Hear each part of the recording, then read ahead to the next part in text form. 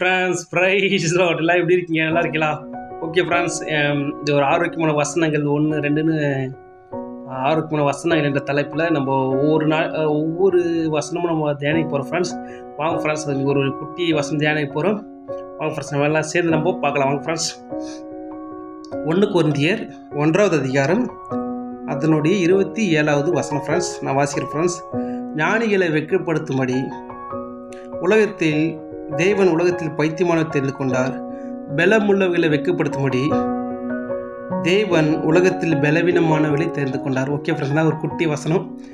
இந்த வசனத்தோட சாரம்சம் அதாவது கருத்து தான் நம்ம பார்க்க போகிறோம் ஃப்ரெண்ட்ஸ். இந்த உலகத்தில் வந்து பார்த்திங்கன்னா அநேகர் வந்து நல்லா பிஹெச்டி நல்லா ஒவ்வொரு துறையில் பல துறைகள் இருக்கிறது நமக்கு தெரியும். பல துறைகளில் பல சாதனைகள் படுத்திருப்பாங்க. பல பிஹெச்டி முடிச்சிருப்பாங்க. கடைசி அந்த பிஹெச்டி முனைவர் பட்டம் பெற்றிருப்பாங்க. நல்லா மெச்சூரிட்டியாக இருப்பாங்க. பாருங்கள், சில ஒவ்வொரு துறையிலும், அதாவது அரசியல் துறையிலாக இருக்கட்டும், அரசியலாக இருக்கட்டும், அப்படி இல்லைன்னா ஒரு கல்லூரியின் முதல்வராக இருக்கட்டும், ஒரு டாக்டராக இருக்கட்டும், ஒரு இன்ஜினியராக இருக்கலாம்.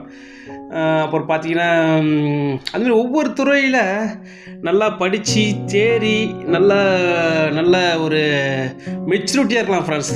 ஆனால் இந்த வசனத்தோட அர்த்தம் என்னென்னா, தேவன் வந்து உலகத்தில் வந்து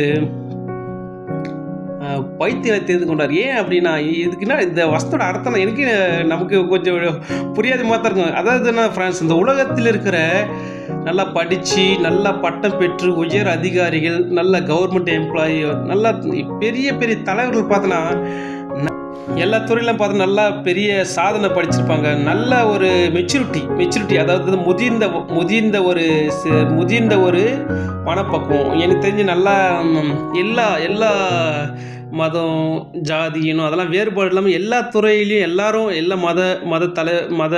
மதத்தை சார்ந்தவரும் எல்லா பிரிவினர் சார்ந்தவரும் எல்லாருமே பார்த்திங்கன்னா நல்லா என்ன பண்ணுவாங்க, நல்ல ஒரு மெச்சூரிட்டியாக இருப்பாங்க. ஒரு பாருங்கள், 25 வயசுலேயே ஒருத்தர் பெரிய போலீஸ் அதிகாரியாக இருப்பார். நல்லா மெச்சூரிட்டியாக இருக்கும். 25 வயசு கூட இருக்காது, அவர் பார்த்தோன்னா நல்லா மெட்டீரியல் பெரிய தலைவராக இருப்பார். 25 வயசு கூட இருக்காது, பார்த்தீங்கன்னா அவர் பார்த்தீங்கன்னா ஒரு பெரிய ஒரு விமானத்துறையிலேயே ஏதோ ஒரு நல்ல துறையிலேயே பார்த்து பெரிய தலைவர்களாக நல்ல மெச்சூரிட்டி, அண்டர்ஸ்டாண்டிங் பவர், நல்ல மெச்சூரிட்டி இருக்கும். ஆனால் இந்த உலகத்தில் இருக்கிற மெச்சூரிட்டி இருக்கிற பர்சன், அதாவது மெச்சூரிட்டியாக இருக்கிற மனிதர்களுக்கும் வேதத்தில் இப்போ வாசிக்கப்பட்ட வசனத்தில் இருக்கிற பைத்தியமானவர்கள் இதுக்கும் ரொம்ப நிறைய டிஃப்ரெண்ட்னா அவங்க நல்லா மெச்சூரிட்டி அண்டர்ஸ்டாண்டாக இருப்பாங்க, நல்லா மெச்சூரிட்டியாக இருப்பாங்க, நல்லா ஒரு முதிர்ச்சியுள்ளதாக இருப்பாங்க. ஆனால் இந்த வசனத்தோட அர்த்தம் அது இல்லை ஃப்ரெண்ட்ஸ். இந்த வசனத்தோட அர்த்தம் ஒழுக்கமாக இருப்பாங்க. அதாவது என்னென்னா, எல்லாம் நல்ல ஒரு பெரிய அரசியல் தலைவராக இருப்பாங்க. விபச்சாரம் பண்ணுவாங்க, அது அவங்களுக்கு பெரிய தப்பாக தெரியாது. குடிப்பாங்க, கொள்ளடிப்பாங்க, பணத்தை கொள்ளடிப்பாங்க. இல்லை போலீஸ் அதிகாரிகள் எப்பேற்பட்ட அதிகாரி இருந்தாலும் ஒழுக்கம் இருக்காது. அதாவது வேதத்தில் சொல்லப்பட்ட சட்டத்திற்கு கீழ்ப்படுத்திருக்க மாட்டாங்க. நல்லா பெரிய ஒரு முதல்வராக இருக்கலாம் காலேஜுக்கு. ஆனால் என்ன பண்ணுவாங்க, அவங்க விபச்சாரம் பண்ணுவாங்க, குடிப்பாங்க, பணத்தை ஏமாற்றுவாங்க, என்ன ஒன்றா. அதாவது என்னென்னா ஒழுக்கம் இருக்காது. ஆனால் நம்ம மெச்சூரிட்டி இருக்கும், நல்லா அண்டர்ஸ்டாண்டிங் பவர். எனக்கு தெரிஞ்சு நான் நிறைய பேர் பார்த்துருக்கேன். என் கூட வேலை செஞ்சு பெரிய தலைவர்கள்லாம் நல்லா அண்டர்ஸ்டாண்டிங் பண்ணுவாங்க, நல்லா ஆலோசனை சொல்லுவாங்க, நல்லா ஒரு மெச்சூரிட்டி இருக்கும். ஆனால் ஒழுக்கம் பார்த்தோன்னா ஒழுக்க நெறிகள், சட்டத்திட்டங்கள், அதாவது நல்ல பண்புகள் இருக்காது ஃப்ரெண்ட்ஸ். அதனால் என்னுடைய கருத்து என்னென்ன ஃப்ரெண்ட்ஸ், நம்ம இந்த வசனப்படி இந்த உலகத்தில் இருக்கிற மெச்சூரிட்டி, அதாவது முதிர்ந்த ஒரு நல்ல மனப்பக்குவத்திற்கும் பரிசுத்தத்திற்கும் சம்மந்தமே கிடையாது ஃப்ரெண்ட்ஸ். இந்த உலகத்தில் பைத்தியங்களா ரோட்டில் தெரியலாம், குடிசை வீட்டில் இருக்கலாம், அப்படி இல்லைன்னா எப்பேற்பட்ட ஒரு தாழ்நிலையில் இருந்தாலும் ஒழுக்கமான பண்புகள் இருக்கும் ஃப்ரெண்ட்ஸ். அதனால தான் இந்த வேதத்தில் இந்த வசனம் இருக்குது. என்னென்னா, தேவன் உலகத்தில் வந்து ஞானிகளை வைக்கப்படுறது பைத்தியம் தெரிந்து கொண்டார் அப்படின்னு.